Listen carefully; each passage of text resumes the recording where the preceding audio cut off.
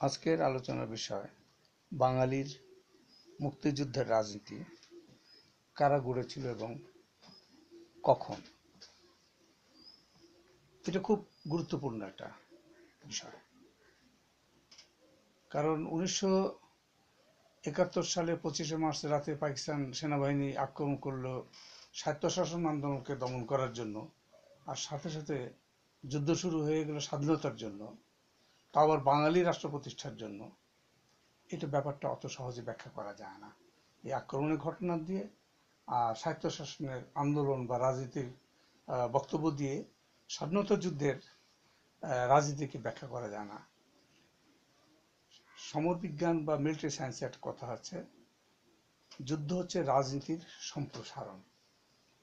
অর্থাৎ যুদ্ধের আগে একটা রাজনীতি থাকে, সেই রাজনীতিটা একটা পর্যায়ে যখন আর আগাতে পারে না সশস্ত্র উপায় ছাড়া, তখন সশস্ত্র উপায়ে রাজনীতিটা শুরু হয়।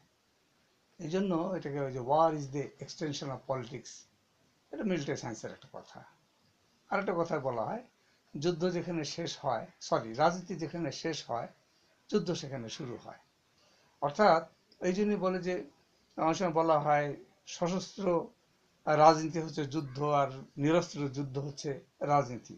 হ্যাঁ, অনেক সময় এটা বলা হয়। তো মূল বিষয় হচ্ছে যে আগে একটা রাজনীতি থাকে, তারপরে যুদ্ধটা আসে। এমন না যে হঠাৎ করে যুদ্ধ শুরু হয় রাজনীতি ছাড়া, তা হয় না কিন্তু। তাহলে বাঙালির মুক্তিযুদ্ধের একটা ইতিহাস আছে, যা শুধু 71-এর মধ্যে খুঁজলে ভুল হবে। 71-এর আগে তার একটা ইতিহাস, সেটা হচ্ছে রাজনীতির ইতিহাস। বাঙালির মুক্তিযুদ্ধের আগে বাঙালির মুক্তিযুদ্ধের একটা রাজনীতি ছিল, যেটা 71-এর আগে কেউ না কেউ শুরু করেছিল। সেটা কারা? এটা কি আওয়ামী লীগ শুরু করেছিল? আওয়ামী লীগের ইতিহাসে কি সে কথা বলে? তার কর্মকাণ্ড, তার কর্মসূচি, আওয়ামী লীগের কর্মসূচি যার ভিত্তিতে 70-এ নির্বাচন হলো, যে নির্বাচনে আওয়ামী লীগ ম্যান্ডেট পেল, সেটা হচ্ছে 6 দফা। 6 দফা কি ছিল? 6 দফা ছিল পাকিস্তানের কাঠামোর মধ্যে স্বায়ত্তশাসন, শুধু পূর্ববঙ্গের জন্য, পূর্ব পাকিস্তান বা পূর্ব বাংলার জন্য তৎকালীন তা না, পশ্চিম পাকিস্তানের জন্য ইকুয়ালি, একইভাবে পশ্চিম পাকিস্তানের জন্য স্বায়ত্তশাসন কর্মসূচি ছিল। তার মধ্যে পূর্ব বাংলার প্রশ্নকে বেশি গুরুত্ব দেওয়া হয়েছে। এটা স্বাভাবিক, কারণ শেখ মুজিব বা আওয়ামী লীগ এই বঙ্গের, মানে পুরো তৎকালীন পূর্ব বাংলার প্রতিনিধি ছিলেন, জনপ্রতিনিধি ছিলেন বা নেতা ছিলেন। স্বাভাবিকভাবে আওয়ামী লীগ ছিল এখানকারই মূলত পূর্ব বাংলা ভিত্তিক একটা রাজনৈতিক সংগঠন। পশ্চিম পাকিস্তানে তার সেইভাবে তেমন কোনো ভিত্তি ছিল না। পূর্ব বাংলার প্রশ্নটাকে অগ্রাধিকার দেবে, এটি স্বাভাবিক। সেই কাজটি 6 দফায় করা হয়েছিল। কিন্তু এটা পাকিস্তানের কাঠামোবদ্ধ স্বায়ত্তশাসন একটা কর্মসূচি। কিন্তু বাঙালির জাতিরাষ্ট্রের কর্মসূচি বা চিন্তা, এটা তো আলাদা চিন্তা। একটা হচ্ছে পাকিস্তান, বৃহত্তর পাকিস্তানের কাঠামোর মধ্যে পূর্ব বাংলার কিছু বেশি অধিকার চাওয়া, পাকিস্তানের কাঠামোর মধ্যে, অর্থাৎ জাতি হিসাবে পাকিস্তান হিসাবে নিজেকে চিন্তা করা, এটা একটা জিনিস। আর জাতি হিসেবে নিজেকে বাঙালি হিসেবে চিন্তা করা, এটা কিন্তু আর একটা জিনিস, গুণগতভাবে ভিন্ন। এই বাঙালি হিসাবে চিন্তাটা কারা করেছিল? এখন আমরা তাহলে যাই 48-52 ভাষা আন্দোলন। এই ভাষা আন্দোলনে প্রথম বাঙালি, এই বাংলার বাঙালি যারা পাকিস্তান প্রতিষ্ঠা করেছিল, অর্থাৎ এই বাংলার মুসলমান বাঙালি, এরই তো সংখ্যাগুরু ছিল, তারা পাকিস্তান চেয়েছিল। অর্থাৎ তারা ব্রিটিশ আমলে নিজেদেরকে বাঙালি হিসেবে চিন্তা করেনি, মুসলমান হিসেবে চিন্তা করেছিল। মুসলমান হিসেবে চিন্তা করাতে তারা পাকিস্তান আন্দোলন করছে। তা তো বাংলার, তৎকালীন বাংলারও মেজরিটি মুসলমান বাঙালি যদি বাঙালি হিসেবে চিন্তা করতো, তারা যুক্ত বাংলা, অখণ্ড বাংলা তারা চাইতো, তার ভিত্তিতে রাজনীতি করতো। পাকিস্তান রাজনীতি করতে গেল কেন? তারপরে তখনও তাদের মধ্যে বাঙালি বোধ এটা আসে নাই। এলে তো তারা দুই বাংলাকে একটা রাষ্ট্র হিসেবে পেতে চাইতো, যেখানে মুসলমানরা মেজরিটি থাকতো। সুতরাং সেই মানে হিসাবে, মানে হিন্দুদের দ্বারা তলিয়ে যাওয়ার ভয়টা থাকতো না। বাঙালি হিসেবে একটা রাষ্ট্র থাকতো, সেখানে যার যার ধর্ম সে সে পালন করতো। হিন্দু বা অন্যান্য অমুসলিম যারা ছিল, তারা তাদের ধর্ম পালন করতো তাদের মতো করে। রাষ্ট্রের পরিচয়টা যেহেতু জাতিগতভাবে হতো, সুতরাং ধর্মগত সমস্যাটা, সংখ্যাগুরু হওয়ার ব্যাপারটা তখন সমস্যা তৈরি করতো না। তো সেটা তারা করেনি। মুসলমানরা সংখ্যাগুরু হওয়া সত্ত্বেও তারা পাকিস্তান চেয়েছিল, কারণ তারা বাঙালি হিসাবে নিজেদের চিনতে পারেনি তখনও। এই চেনাটা শুরু হলো 48 থেকে। বায়ান্নতে গিয়ে এটা একটা রূপ নিল, ভাষা আন্দোলন পরিপূর্ণতা যখন পেল 21শে ফেব্রুয়ারি গুলি বর্ষণের মধ্য দিয়ে পাকিস্তানের ভাষা আন্দোলন পরিণত রূপ নিল। এই প্রথম বাঙালি মুসলমান নিজেকে মুসলমানের জায়গায় বাঙালি হিসেবে চিনতে শুরু করলো। তখন তার মধ্যে স্বায়ত্তশাসনের প্রশ্নটা আরো প্রবল রূপ নিল। আওয়ামী মুসলিম লীগ 1949 সালে গঠিত হয়েছিল মৌলানা ভাসানীর নেতৃত্বে। এটা 1955 সালের দিকে, 1955 সালে এটা আওয়ামী লীগ নাম নিল। তো এই আওয়ামী লীগ যখন গঠিত হয় তারপরে স্বায়ত্তশাসনের প্রশ্নটা গুরুত্ব পায়। এই আওয়ামী মুসলিম লীগ বা আওয়ামী লীগের ভেতরে বা তার কর্মসূচির গুরুত্ব পায়। পরবর্তীকালে 1953 সালে যুক্তফ্রন্ট যখন গঠিত হয় সেখানে 21 দফা কর্মসূচি পরিণত হয়। 21 দফার মধ্যে স্বায়ত্তশাসন খুবই গুরুত্বপূর্ণ একটা মানে কর্মসূচি বা একটা দফা ছিল, খুব গুরুত্বপূর্ণ। এবং মূলত এটা স্বায়ত্তশাসনিক কর্মসূচি এক অর্থে বলা যায় 21 দফাকে। তো সেখানে আরো অন্যান্য কর্মসূচি ছিল, কৃষকের, শ্রমজীবী মানুষের বিভিন্ন কর্মসূচি ছিল, দাবি ছিল। তো মূলত স্বায়ত্তশাসন কর্মসূচি হিসাবে আমরা এটাকে চিহ্নিত করতে পারি। 21 দফা 54 সালে তার ভিত্তিতে যুক্তফ্রন্টের বিপুল মানে বিজয় হলো নির্বাচনে, এবং 21 দফা ম্যান্ডেট নিয়ে তারা পূর্ব বাংলায় পরবর্তীকালে পাকিস্তানের রাষ্ট্র ক্ষমতায়ও অংশীদার হলো আওয়ামী লীগ। হ্যাঁ, 1954 সালের ডিসেম্বরেই আইনমন্ত্রী হলেন সরওয়ার্দী পাকিস্তানের। সেখানে দেখা গেল যে পূর্ব বাংলার স্বায়ত্তশাসন প্রশ্ন তাদের কাছে গৌণ হয়ে গেল, এই বিষয়টা থাকলো না। পাকিস্তানের সংবিধান রচনা হলো 56 সালে, আইনমন্ত্রী হচ্ছেন তখন সরওয়ার্দী। সেখানে পূর্ব বাংলার স্বায়ত্তশাসনের প্রশ্ন নাই। তখন একটা 56 সালে যে স্বায়ত্তশাসন, সেখানে পূর্ব বাংলার স্বায়ত্তশাসনকে অবজ্ঞা করা হলো, উপেক্ষা করা হলো। মানে যে অধিকারগুলো দাবি ছিল 21 দফায় সেগুলো কোনোটাই বাস্তবায়িত হয়নি। এবং এর পুরস্কার পেলেন সরওয়ার্দী। 1956 সালেই তাকে পরবর্তী সময় সংবিধানের পরে তাকে পাকিস্তানের প্রধানমন্ত্রী করা হলো, যেখানে শেখ মুজিবুর রহমান মন্ত্রী হলেন। এরপর তো তারা স্বায়ত্তশাসনের প্রশ্নকে পুরোপুরি অস্বীকার করলেন যে 98% আমরা পাকিস্তান রাষ্ট্র ক্ষমতায় আছে, সুতরাং 98% স্বায়ত্তশাসন দেওয়া হয়ে গেছে, আবার কিসের স্বায়ত্তশাসন। তারপরে জোট নিরপেক্ষ, স্বাধীন এবং জোট নিরপেক্ষ পরস্পর নিয়েও একটা দ্বন্দ্ব দেখা দিল। ভাসানী দাঁড়ালেন হচ্ছে পূর্ব বাংলার স্বায়ত্তশাসনের পক্ষে, আর স্বাধীন এবং জোট নিরপেক্ষ পররাষ্ট্রনীতির পক্ষে, যেটা আওয়ামী লীগের মূল কর্মসূচির মধ্যে ছিল। সেখানে সরওয়ার্দী এবং শেখ মুজিবুর রহমান যেহেতু তাদের মূল জায়গা থেকে সরে গেলেন, মূলনীতি থেকে সরে গেলেন, স্বায়ত্তশাসনের প্রশ্নকে উপেক্ষা করলেন এবং স্বাধীন এবং জোট নিরপেক্ষ পররাষ্ট্রনীতিকে বিরোধিতা করলেন।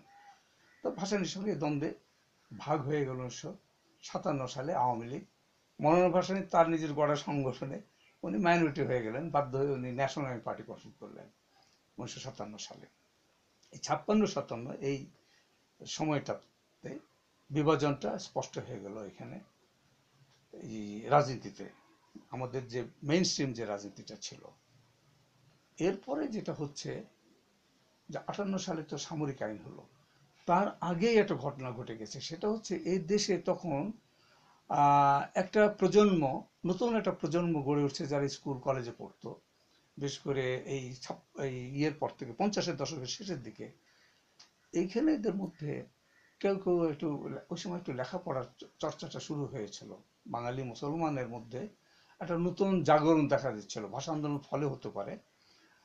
তো এদের মধ্যে একটা অংশ তরুণদের যারা স্কুলে পড়তো, কলেজে পড়তো, বিশেষ করে স্কুলে পড়া অবস্থায় তাদের কারো কারো মধ্যে স্বাধীনতা চিন্তাটা দেখা দিয়েছিল। এটার একটা বড় কারণ হচ্ছে দর্শনগতভাবে এদের মধ্যে একাংশ ধর্মবিশ্বাস হারিয়ে ফেলেছিল, এটা একটা দর্শনগত একটা দিক। আরেকটা হচ্ছে রাজনীতিকে ধর্ম থেকে বিচ্ছিন্ন করে চিন্তা করা, যে রাজনীতি ধর্মের ভিত্তি, মানে ধর্মের ভিত্তিতে রাজনীতি হতে পারে না, রাষ্ট্র গঠন হতে পারে না, এই চিন্তাটা কাজ করা শুরু করেছিল। স্বাভাবিকভাবে তখন তাদের মধ্যে আইডেন্টিটি ক্রাইসিস দেখা দিল, যে তারা কি তাহলে মুসলমানের রাষ্ট্র পাকিস্তানের, তারা যদি রাষ্ট্রের ভিত্তি ধর্ম নয়, এটা যদি তাদের চেতনায় কাজ করে, তাহলে রাষ্ট্রের ভিত্তিটা কি?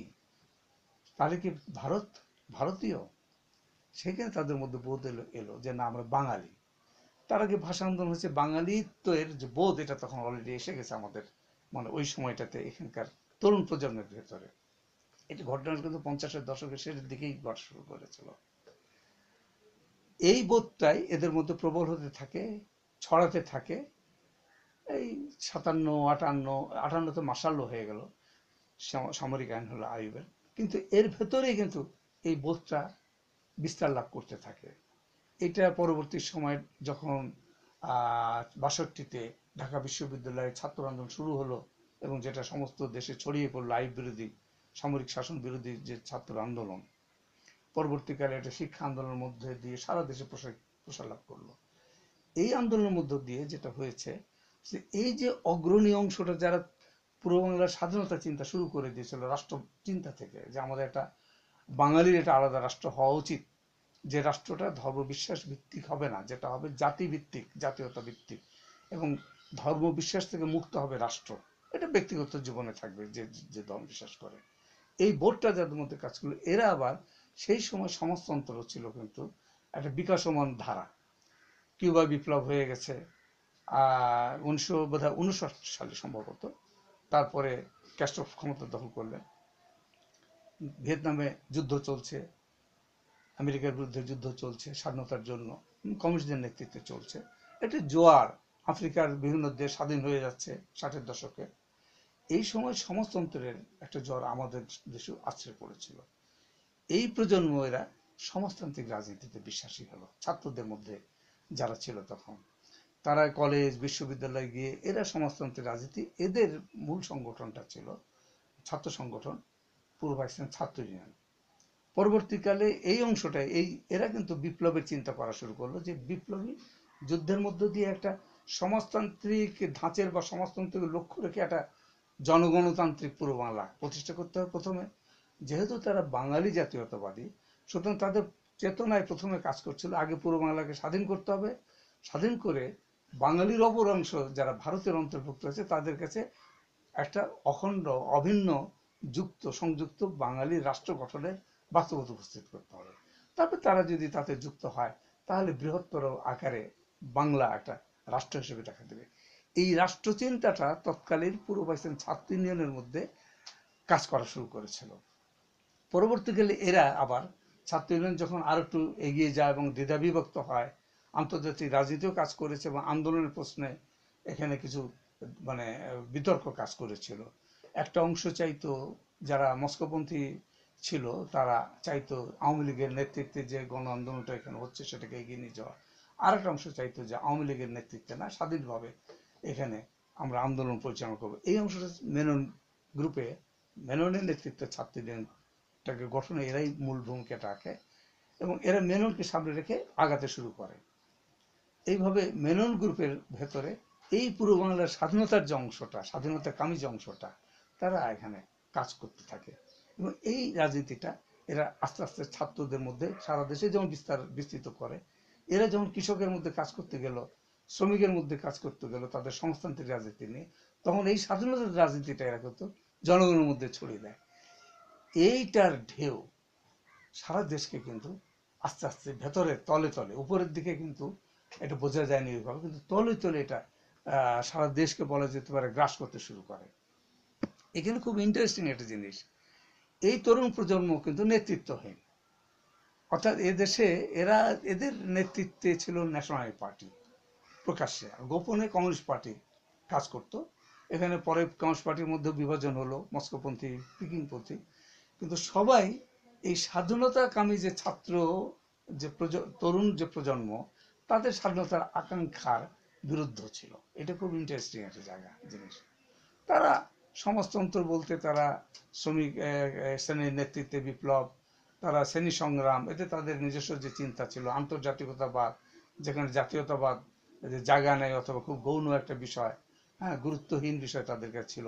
ফলে এই তরুণ প্রজন্ম আসলে নেতৃত্বহীন ছিল, কিন্তু এরা তাদের বোধ বুদ্ধি অনুযায়ী তারা কিন্তু এগোতে থাকে।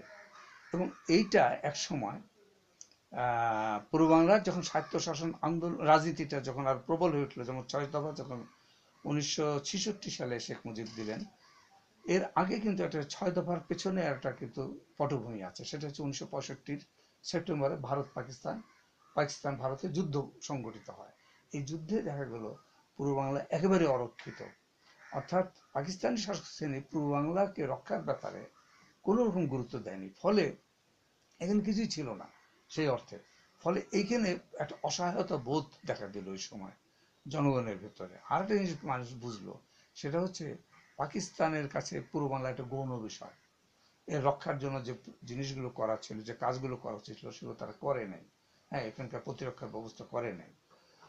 এটা একটা জনমনে পাকিস্তানের মানে জায়গার একটা শূন্যতা তৈরি করলো, জায়গা একটা শূন্যতা তৈরি করলো। এইটার সময় শেখ মুজিব 6 দফা দিলেন, কিছু পরে ন্যাশনাল পার্টি থেকে 14 দফা দেওয়া হলো কর্মসূচি, স্বায়ত্তশাসন, দুটি স্বায়ত্তশাসন কর্মসূচি। 6 দফাটা ছিল আরো মানে বলিষ্ঠ, আরো মানে সুনির্দিষ্ট আমি বলবো। হ্যাঁ, স্বায়ত্তশাসন প্রশ্নে ন্যাশনাল পার্টির যে 14 দফা ছিল সেটা অতখানি সুনির্দিষ্ট বলবো না, এবং স্বায়ত্তশাসন প্রশ্নে 6 দফার চেয়ে একটু নমনীয় ছিল, কেন্দ্রের হাতে বেশি কিছু ক্ষমতা দিয়েছিল। সবচেয়ে বড় কথা ছিল যে তখন যে তরুণ প্রজন্ম, মেনন গ্রুপে যারা মানে প্রাধান্য বিস্তার করে রেখেছিল, তারা এই কর্মসূচি গ্রহণ করে 14 দফাকে। কারণ তাদের চিন্তার মধ্যে কাজ করছিল পূর্ব বাংলার স্বাধীনতাকে সামনে রেখে একটা স্বায়ত্তশাসন কর্মসূচি দেওয়া হবে। সেই কর্মসূচিকে সামনে রেখে তারা আগাবে, যেটা স্বায়ত্তশাসনের যেমন 6 দফা ছিল, ওরকম একটা কর্মসূচি সামনে থাকবে, ওটাকে সামনে রেখে তারা আগাবে। পেছনে তারা ভেতরে ভেতরে স্বাধীনতার প্রস্তুতিটা নিতে থাকবে।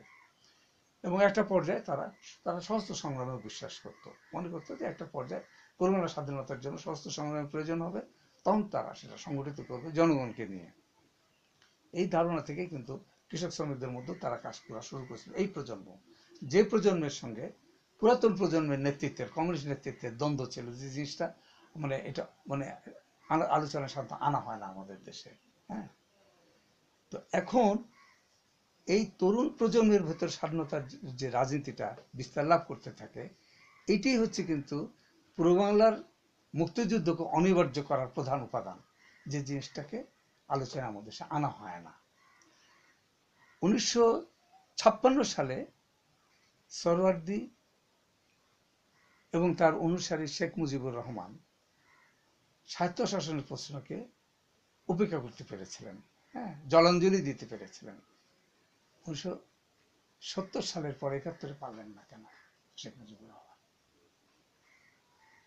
তখনও তারা রাষ্ট্র ক্ষমতায় যাওয়ার জন্য, এর আগে 56-তে রাষ্ট্র ক্ষমতায় যাওয়ার জন্য, পাকিস্তান রাষ্ট্র ক্ষমতায় তারা যাবে, সেখানে মন্ত্রী হবে, মন্ত্রী হওয়ার সুযোগ সুবিধা ভোগ করবে, তার পার্টি ভোগ করবে। এই জন্য কিন্তু তারা স্বায়ত্তশাসনের প্রশ্নকে বাদ দিতে পেরেছিলেন, জলাঞ্জলি দিতে পেরেছিলেন, যেটা দেওয়ার কথা না। তাদের যে অঙ্গীকারকে ভঙ্গ করতে পেরেছিলেন। 71-এ পারেন নাই কেন? পারেন নাই হচ্ছে এই স্বাধীনতার যে শক্তিটা সমাজে জন্ম নিয়েছিল বামপন্থীদের ভেতরে, তরুণ প্রজন্মের ভেতরে, এই শক্তির কারণটা বুঝতে হবে। এই উপাদানটা 56 সালে অনুপস্থিত ছিল বলে 56 সালে আপোষ শুধু না, আত্মসমর্পণ করা বা নীতি বিসর্জন দিয়ে রাষ্ট্র ক্ষমতায় যাওয়া সম্ভব হয়েছিল। আর 71 সালে নীতি বিসর্জন দূরের কথা, যে 6 দফার ভিত্তিতে যে আপোষও হবে, সেটাও তারা করতে পারেন না। পাকিস্তান সরকার পেরেছে, না আওয়ামী লীগ করতে পেরেছে। এই জিনিসটা বুঝতে হবে।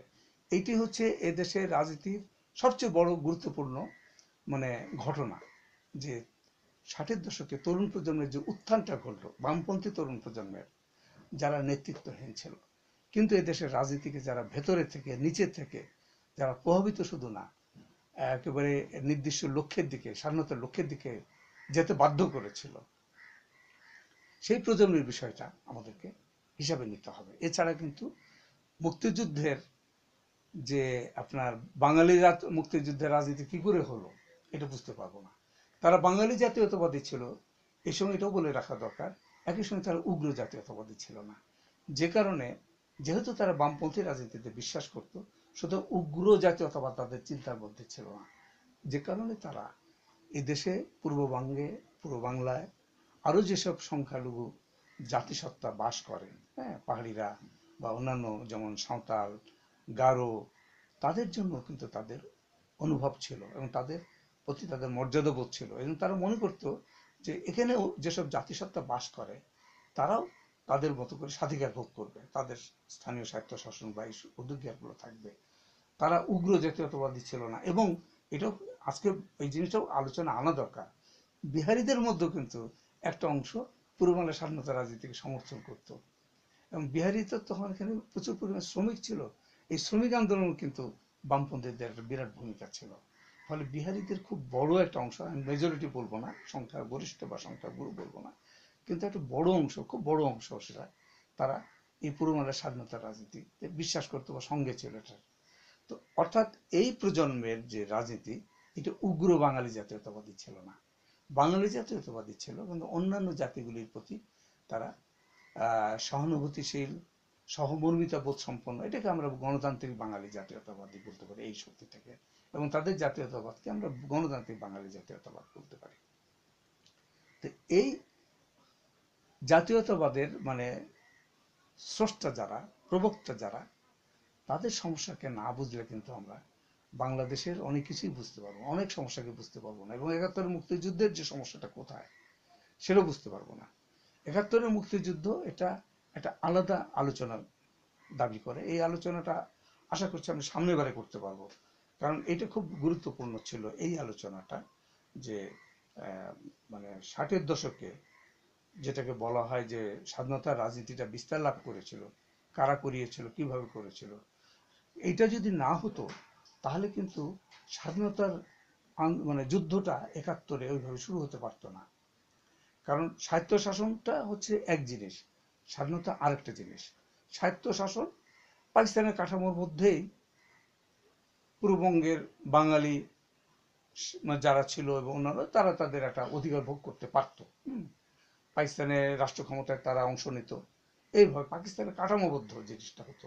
অর্থাৎ পাকিস্তানের যে ধর্মীয় ভাবাদর্শ, যেখানে সেকুলারিজমের জায়গা আর থাকতো না, যেখানে ধর্মটা প্রধান বিবেচ্য বিষয় হতো জাতি গঠনের প্রশ্নে, জাতির প্রশ্নে, সেখানে বাঙালি জাতীয়তাবাদ যখন আসে তখন কিন্তু ওই ধর্মের জায়গাটা থাকে না। এই মর্ম বস্তুটা বুঝতে হবে পার্থক্যের। স্বায়ত্তশাসন হচ্ছে ধর্মভিত্তিক জাতীয়তার চিন্তা, আর বাঙালি জাতীয়তাবাদের যে মানে স্বাধীনতার যে চিন্তাটা, সেটা হচ্ছে ধর্মমুক্ত জাতিভিত্তিক রাষ্ট্র গঠনের চিন্তা। এই ধর্মভিত্তিক রাষ্ট্র গঠন চিন্তা, জাতিভিত্তিক রাষ্ট্র গঠনের চিন্তা, এই দুটো কিন্তু আলাদা জিনিস। দুটোর মধ্যে থাকতে পারে, একটা আরেকটা পরিপূরক হতে পারে। যেমন ৬ দফা সহায়ক ছিল, স্বাধীনতা আন্দোলনের সহায়ক হিসেবে কাজ করেছে একটা পর্যায় পর্যন্ত। ৬ দফা একটা আড়াল হিসেবে কাজ করেছে, ন্যাপের ১৪ দফা একটা আড়াল হিসেবে কাজ করেছে। কিন্তু স্বাধীনতাটা আলাদা জিনিস। স্বাধীনতার আন্দোলন, স্বাধীনতার রাজনীতি, স্বাধীনতার যুদ্ধ সবগুলো ভিন্ন জিনিস। কিন্তু সেইটার মূল নির্মাতা হচ্ছে ৬০-এর দশকের বামপন্থী তরুণ প্রজন্ম, ৬০-এর দশকের সমাজতন্ত্রের যে প্রজন্ম, যাদের প্রভাব পরবর্তীকালে আমরা দেখলাম ছাত্রলীগের উপরেও, যার ফলে হয়েছে পরবর্তী সময় বাংলাদেশ হওয়ার পর জাসদ। এই ঘটনাগুলো কিন্তু আমাদের বোঝার চেষ্টা করতে হবে আজকে নির্মমভাবে।